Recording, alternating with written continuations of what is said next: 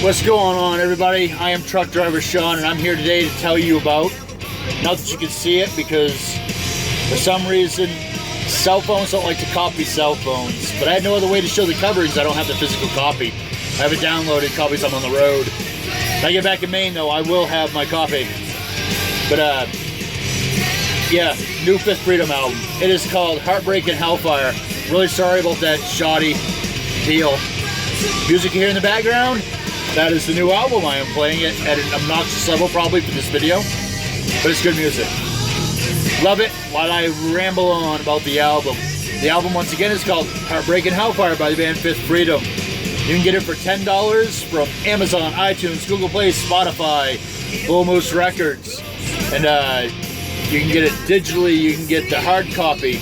I imagine you can get the hard copy July 29th at their album release party with the Resistance opening up. Another cool little Maine band. I probably should have written down where that show is going to be. Empire, at the Empire. There we go, in Portland. It's going to be a pretty cool show. I've never seen Fifth Freedom live. Not yet. I always miss them by a day or a weekend or something. Really do drive a truck, folks. Alright, so the album was recorded by John Wyman at Halo Studios. And it's also the first album. This is their sophomore album.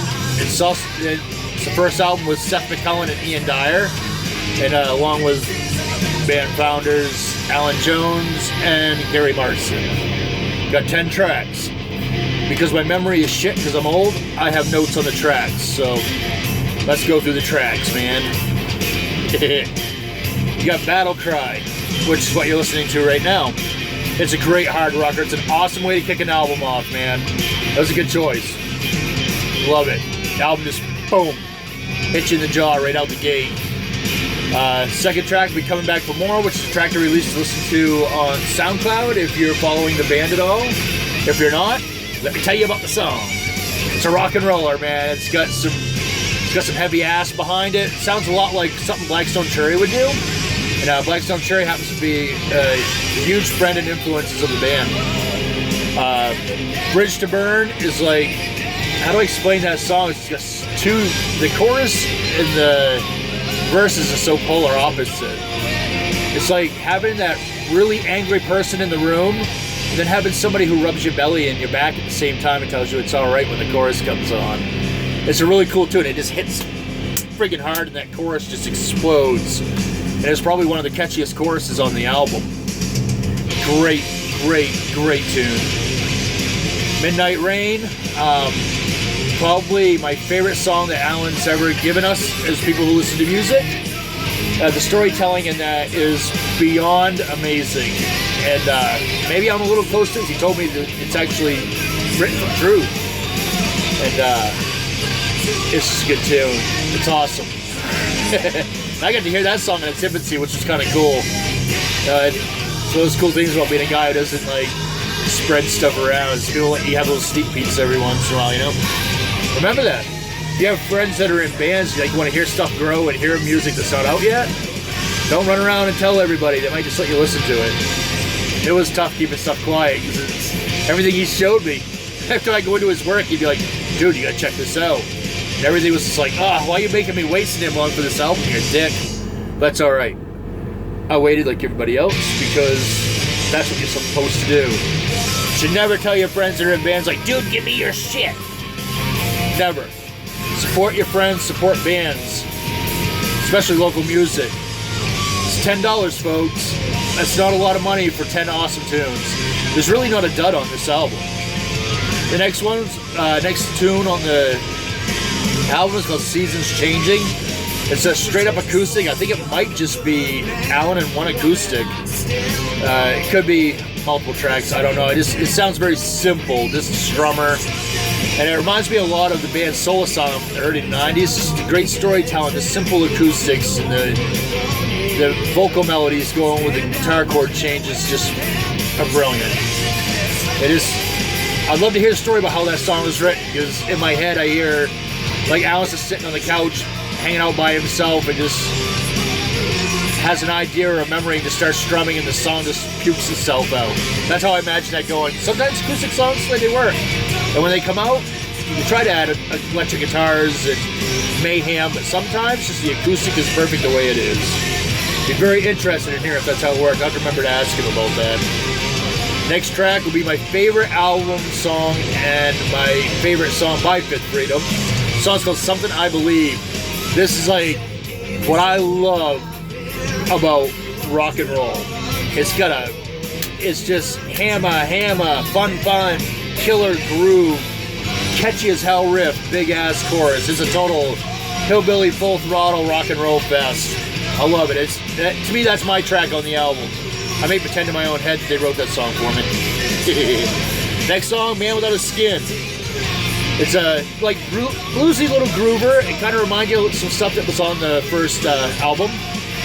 It also shows that Seth is just not your average dummy bass player. Everybody thinks bass players are crap, you know? They get a lot of crap, man. As a musician myself, I know all the jokes because I've told them a million times. But he does this brilliant intro where he's doing some tapping and some hammer-ons and stuff on the bass. It sounds really good. And he's an awesome bass player, and he doesn't take it, throw the fact that he can play like an animal all over the record. He plays in the pocket with the drummer, and them two lock in together really well. It's quite amazing. The next track is called Wise Man, and you can take Led Zeppelin, little Jimi Hendrix, sprinkle some Blackstone Cherry in there. That would be the Bastard Child they would make. It's a great tune.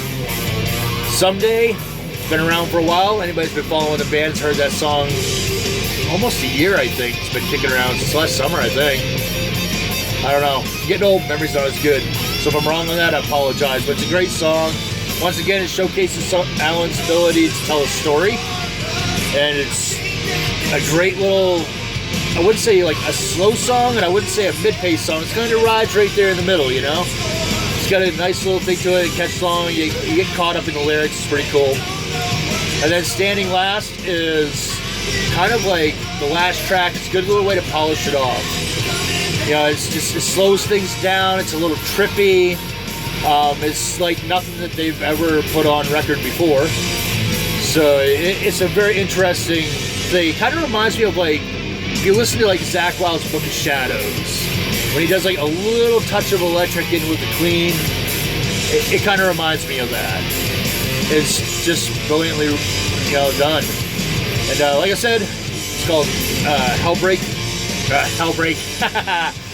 and Hellfire. Told you I'm getting old. If I didn't look at my notes, I would have left that screwed up, by the way. Heartbreak and Hellfire. You get it for $10 everywhere. I say buy yourself a physical copy, because someday the internet is going to crash. This is an album worth buying. If not, go pay money for it. Don't keep asking for free ones and, wait till somebody downloads it and jacking it off them. These guys had to put their own money into this. It's not a cheap adventure. And it's a great sounding album. This album sounds so good sonically that really, it's going to set the bar. People that are going to record in the Northeast now, the bar of excellence has been raised another notch. When you hear local, they call it local rock, I call it regional rock, because they could play outside Maine if they wanted to. It's a hard adventure to get into, if you know what I mean. You can get the new record too and go see them for a pretty inexpensive price. If you pre-buy your ticket at Empire for $5, $5 you can go see Fifth Freedom, and they have the Resistance open up for them. They're a cool little like 70s arena rock, a little bit of the funky stuff that the kids are into these days mixed in with it. And the girl that sings for them, Sierra, she's got pipes for days. She's good on the yappa. She does a good job, and they're a bunch of funny people. So I hope to see them live too pretty soon. It'd be kind of cool. I actually wanted to go to that gig, but I can't. I got some adulting stuff I gotta do. But anyhow, like I said, check it out. Heartbreak Hellfire. Band's called Fifth Freedom. Check them out. Go like their Facebook page, and their Facebook page will lead you to everything else.